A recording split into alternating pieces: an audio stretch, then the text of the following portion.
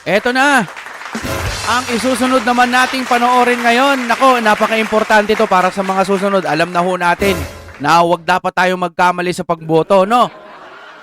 Okay, eto na. Itali nyo na ang inyong mga bitukat at ay balon-balunan. Malaking gulo ito, bumaliktad ang PhilHealth binulgar 89 billion. Pondo sinisingil.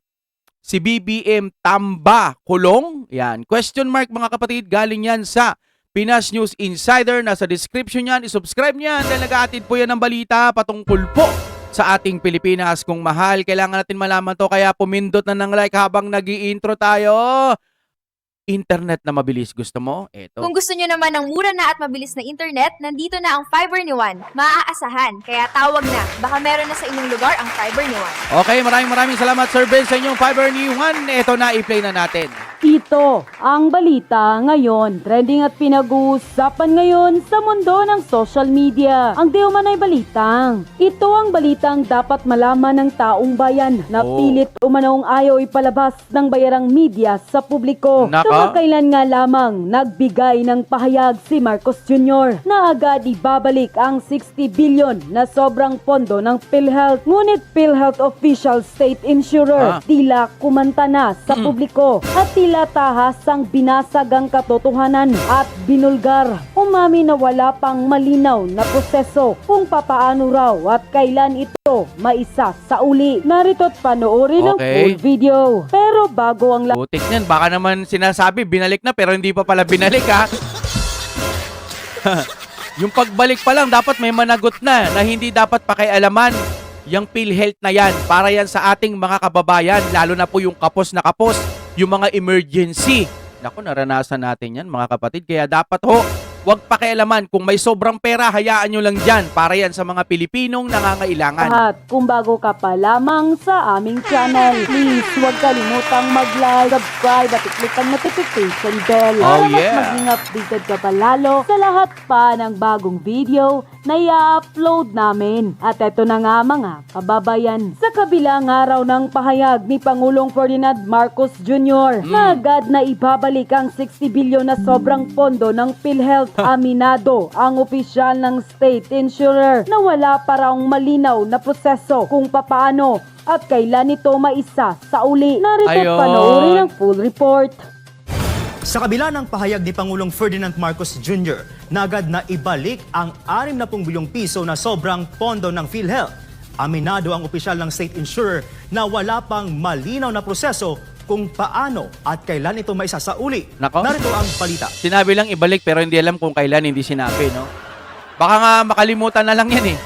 No, makalimutan na lang yan. Basta masabi lang maibalik, eh di kukontenta nila, ibabalik yung pondo. O, kailangan muna may managot. Bakit nyo kinuha yan? Ikaw pa naman, para ka namang sira niyan. Bakit mo kinuha yung pondo ng PhilHealth para lang sa DPWH ba? DPWH. Tama ba? DPWH ang ano? Ewan ko kung saan. Pero dapat hindi nyo pinakikialaman yung pondo na yan. Base sa mga napanood ko, dapat hindi yan pinakikialaman. Ay, nako. Ano ba itong mga to? Wala talaga, no? Pagka ang ulo o yung pinuno natin, wala sa tamang kaisipan, ito'y base lamang sa ating opinion. Kung ano-ano na lang kasi. Di pa nga dati nga yung katatanim lang tapos inani agad. Yung tubig ba ipunin para sa tagtuyo. Yung mga ganon, etc. Yung mga pa bulol din ako. Pero wag namang masyadong anga-anga. Tapos ngayon ito kukunin nyo yung pondo. Tapos ngayon ibabalik nyo. Ibig sabihin, pag amin na rin yun na talagang may ginawa kayong mali. Kung hindi pa mag-iingay yung taong bayan, baka nga hindi pa ibalik yan eh. Di ba, no? President Kataro. Inanunsyo kamakailan ni Pangulong Ferdinand Marcos Jr. na ibabalik na sa Philippine Health Insurance Corporation o PhilHealth ang 60 bilyong pisong pondo na dating nailipat sa National Treasury upang matulungan ang ahensya sa pagpapatuloy ng mga benepisyo at programang pangkalusugan. Kaugnay nito, sinabi ni Dr. Israel Francis Pargas, ang Senior Vice President ng Health Finance Policy Sector ng PhilHealth, na bagamat iniutos ng Pangulo na agad itong ibabalik, ay wala pa niya silang konkretong impormasyon mula sa Bureau of Treasury tungkol sa proseso ng pagbalik ng pondo. Dagdag ni Pargas, hindi rin malinaw kung ang pondo ay isa sa ilalim sa savings ng 2025 o isasama sa 2026 General Appropriations Act. Although the President said immediately, pero wala pa pong mechanism kung paano po ibabalik yung pondo na ito. We don't know kung ito po ay sa subject to savings ng 2025 or kung ito po ay isasama sa 2026 GAA. So wala pa po kaming idea kung paano po ito ibabalik sa amin ng Bureau of Treasury.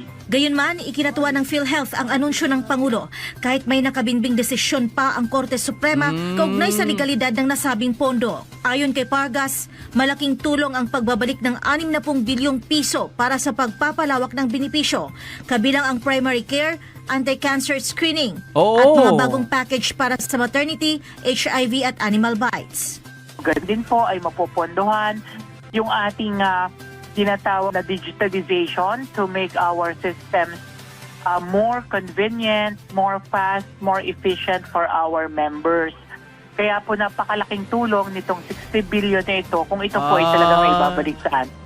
Hindi naman nakapagpigil ang taong bayan na magbigay ng kanilang hinaing at komento sa balitang ito. At ayon pa sa kanila, ang hilig ni Marcos mag-announce ng plano niya. Wala naman palang konkretong plan. Sure na sure sa pagbalik ng 60 bilyon. Yun pala nga. Kaya yung flood control na pinagmamalaki niya, ayun, fake pala. From 89 bilyon, bakit 60 bilyon lang ang binalik? Kinurap na nga, kinupit pa. Kung paano nila gusto magpabalik ng pera at Teka lang po. Hindi biro yung sobra pa doon sa 60 billion. 89 billion po pala yan. Pero bakit 60 lang yung binalik? Nasaan na yung sobra doon? Alam nyo, hindi ho kasi natin nai-imagine yung, ang tawag dito, yung pera hanggat hindi ho natin nakikita at hindi ho natin nahahawakan.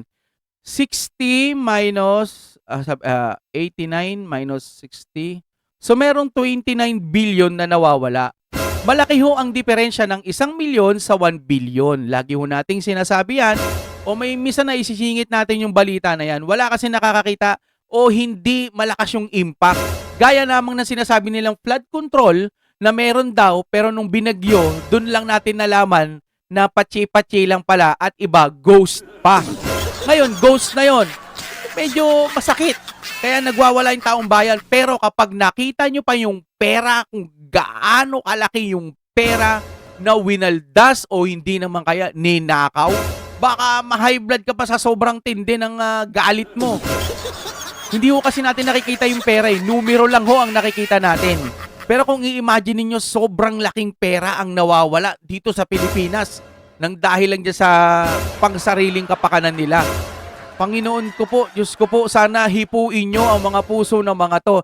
Tapos piga-pigain nyo ng gano'n.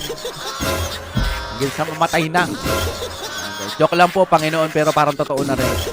Hindi nyo po sa amin, kaming mga kababayan, hindi po natin maiiwasan mag-isip ng mga hindi magaganda. Kasi pag yung mga yan, nabubuhay pa, pinagtatanggol nga yan ng mga mga laman lupa nila eh.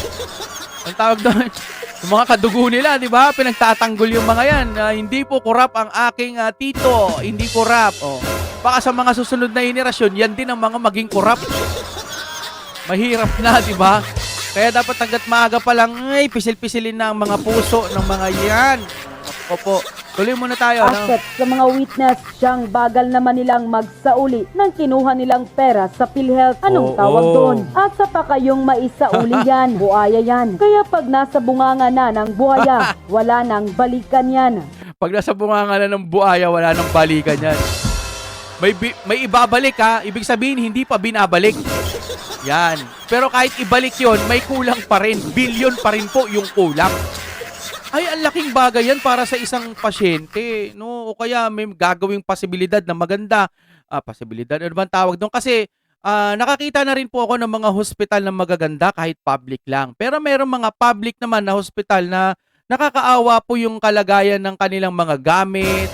Ang tatalino ng mga doktor at saka nurse natin dyan, tsaka yung mga staff. Pero yung mga gamit ho nila, talagang mga luma na. Dapat ho, may mas maganda sanang mga gamit sila. Doon ibuhos lahat. Yung mga, alimbawa, wala po kaming wala po kaming CT scan lipat na lang po kayo doon, mga 3 oras po yung biyahe. 3 oras yung biyahe. Paano na po yun pagka nadali yung pasyente? Buti sana kahit papano kung may CT scan dun mismo sa hospital na yun, kahit public lang. Alam mo, may mga public naman, may CT scan yan eh. Pero kung lahat sana ng hospital na public, nabibigyan ng ganyan. Yung mga private, meron naman talaga yan eh. Mga mayayaman yan eh. Di ba? Sa mga public, may mga CT scan na, kompleto na sila. Hindi yung pupunta ka doon, ay wala po kaming ganyan eh. Bakit? Ninakaw ng gobyerno eh. Nilipat sa ibang project eh. Pero kung yung ating PhilHealth or mga sa hospital, kung bigyan niya ng mas maganda, ewan ko kung dyan ba kumukuha, hindi ko alam kahit ano na lang, basta, yung ano na yan, yung PhilHealth na yan, magagamit doon po sa tama. Hindi tayo masyadong maano sa knowledge sa PhilHealth eh. Pero alam ko dyan kumukuha yung mga kukapos, di ba, no? I-interviewin tapos bibigay kung, mali mo, ma-0-0 talaga yung balance. O hindi naman kaya kahit mabawasan man lang ng 80 o 50%, mga ganyan, malaking tulong yun. Posibilidad, ewan ko, ano matawag doon? Basta lahat ng pwedeng magawang maganda, doon gawin. Hindi yung kukunin mo, tapos hindi mo na alam kung saan mapupunta yung billion-billion na yun. Yun ho kasi yung nakaka-bad trip doon. Kahit mamuti pang mata nyo sa kakaantay, 89.9 billion yung Laki, kinuha, 60 billion lang ibabalik, nagpabudol na naman kayo. Grabe, hindi talaga ni Bongbong Marcos Ang laki. mapagsamantala. Korupsyon lahat nasa kanya, samantalang maraming mahihirap ang nagugutom. End quote. Grabe, no? Ikulong si Martin Romualdez. Oh. Ikulong si Martin Romualdez. Yan na po yung lagyan natin ng tamang konteksto. Ano ho? Kagaya po ng aking pagsama sa inyo kaninang pananghalian. Tuloy-tuloy na natin. Basag na po yung glass ceiling. Yung napaka-delicate na glass ceiling na pinaka-iingat-ingatan ng marami niyang kabaro at kapwa-tulisan sa gobyerno at kapwa-tulisan niya sa mababang kapulungan at siguro sa Senado, yung pinaka-iingat-ingatan nila, basag na po yung pula. Tumagos na kay Martin Romualdez. Hindi na maiiwasan yung pilit nilang iniiwasan. Yung mabanggit, pagtatago. paulit-ulit sa pananagutan at kinalaman ni dating Speaker Martin Romualdez sa malawakang kurakutan, Yes. talamak na nakawan at garapalang pagnanakaw ng pera nating mga Pilipino. Sinisingil na po si Martin Romualdez ng kanyang pagmamalabis sa kanyang kapangyarihan. Kagaya po ng lagi ko sinasabi, para kayo ay hindi magkamali sa larangan ng public service, always side with the Filipino people. Always side with the Constitution. Always work for the upholding, defending, and respect for our Constitution. Yung effort po, however huge, gargantuan yung effort man ninyo, labis-labis ang pera, nasa laulain ang ating saligang batas. Tatandaan po ninyo, pati sa lahat na magtatangka, there is more permanence in our Constitution than the very temporary office or term or of office that you are enjoying. Kayo po ay may termino. Kung meron pong isang karakteristik ang saligang batas ng kahit na anong bansa, yan po yung karakteristik o yung degree of permanence. Hindi po ito basta-basta malulusaw dahil lamang sa kapritsyo ng iisang tao, ng iilang pamilya o iilang angkan. Ito po nagsimula ang problema ng Marcos Jr. administration sa pamumuno ng magpinsan na si Bongbong Marcos at si Martin Romualdez. Hindi na po maiiwasan. Basag na po yung very fragile, very delicate, very, very thin glass ceiling. Tumagos na po kay Martin Romualdez. Kanina ay nagbigay na ng kanyang pahayag, maanghang na pahayag si dating Senate President Chis Escudero. Sarsuela at script at pambubudol ni Tambaloslos labanan. Essentially, yan ang konteksto ng naging privileged speech ni former Senate President Chis Escudero. Magbalik tanaw tayo, just a few weeks ago, 2 months ago I think to be exact, habang ginagawa yung tamang direksyong pagdinig ng Blue Ribbon Committee sa ilalim ng pamumuno ng dati nitong chairman na si Senador Dante Marcoleta. Habang dinidinig, nagkudita na sa Senado, meron ng change of leadership pagka po sila nag-plenary na. At hindi alam ni Senador Dante Marcoleta na papalitan na rin pati siya bilang chairman ng Blue Ribbon Committee. Ano ho yung nag-trigger? Ano po yung naging dahilan? Ito po yung nung nag-testify na yung mag-asawang Diskaya na itinuturo si Saldico at si Martin Romualdez bilang beneficiary nung Tongpats nung patong, nung 25%, 30% na komisyon o rebate or cashback pagdating po sa flood control programs. Ano pa ho nangyari doon? Pinangalanan ni mag-asawang Diskaya yung hindi bababa sa 17 kongresista. Di ba? Andyan pinangalanan eh. Kanina binanggit uli ni Senator Chis Escudero yung pangalan ng isang dating kongresista ng Quezon City. Na as per Mr. Diskaya, ito raw po yung palagi ang nagbabanggit sa pangalan ni Martin Romualdez na kabahagi doon sa tatanggapin niyang pera mula sa Diskaya Couple. In short, pumapapil pa itong bagman at kolektor. 17 po yung binanggit na kongresista. Hanapin ko lang po mamaya sa aking notes. 17 yan.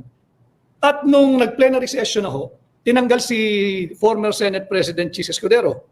Pinalitan din si Senador Dante Marcoleta. Diba? So dito natin makikita na talagang merong organized and concerted effort na huwag pasiritin ang agos ng korupsyon papunta kay Martin Romualdez. Tila bawal banggitin ang kanyang pangalan sa lahat ng pagdinig.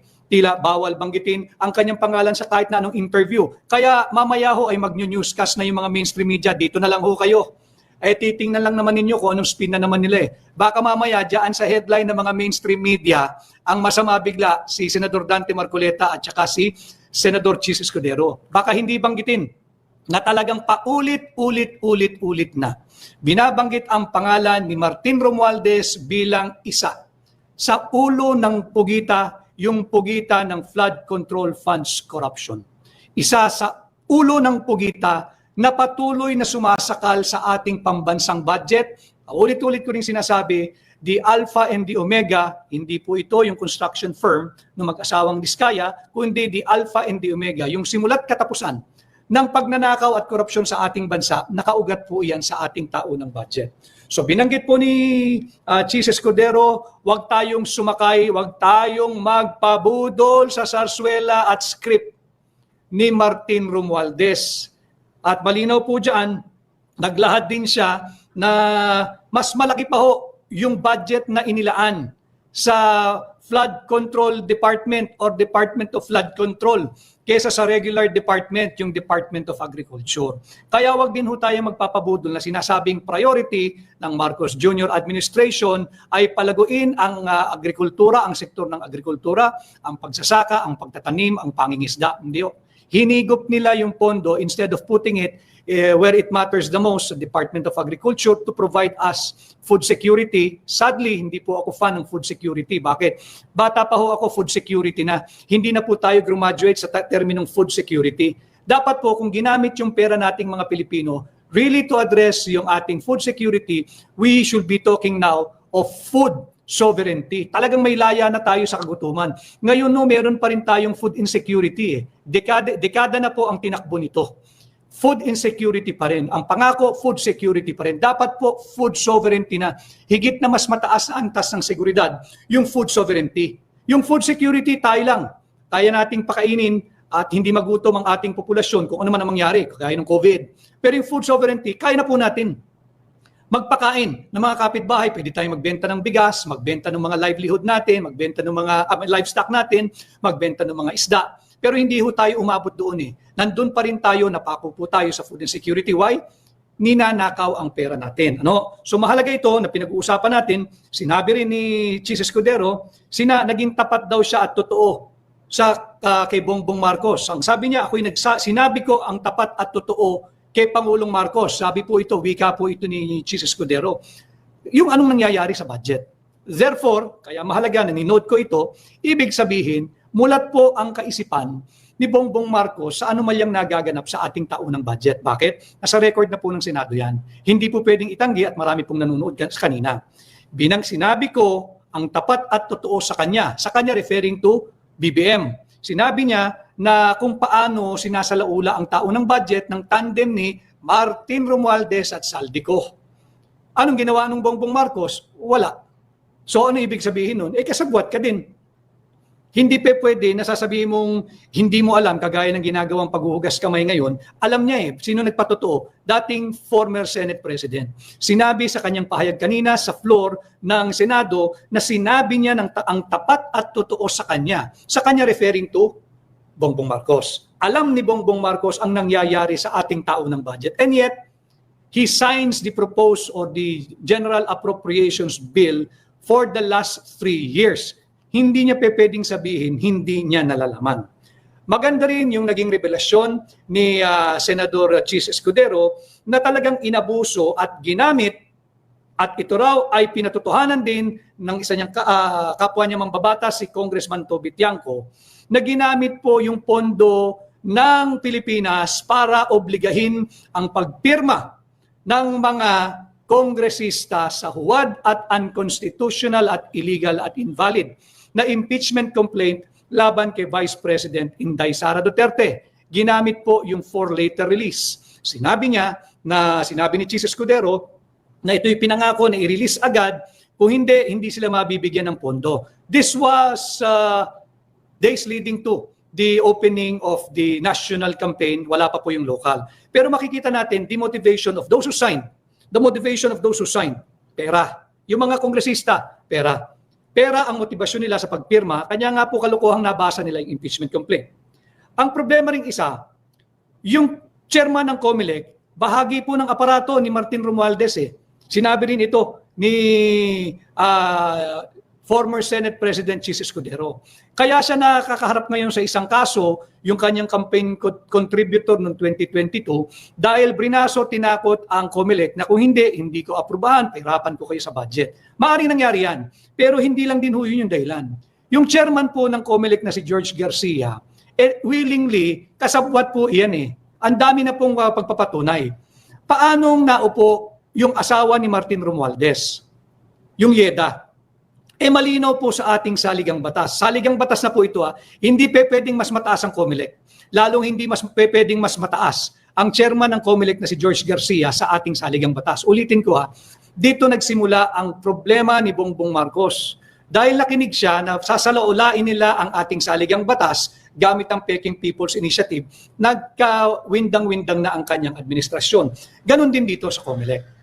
Paanong nakaupo yung asawa ni Martin Romualdez? Malinaw sa ating saligang batas na walang sino man, kahit ano pa ranggo mo, ano pa posisyon mo na elected ka, walang sino man ang pwedeng manilbihan ng more than 3 consecutive terms. Tapos na po yung 3 consecutive terms nung Yeda. Pang-4th niya na po ngayon. And yet, pinayagan ni George Garcia. Kasali po ang COMELEC talaga sa aparato ni Martin Romualdez.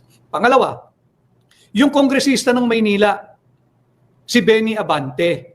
Paanong naupo si Benny Abante? Malinaw din po ang jurisprudence ng Korte Suprema.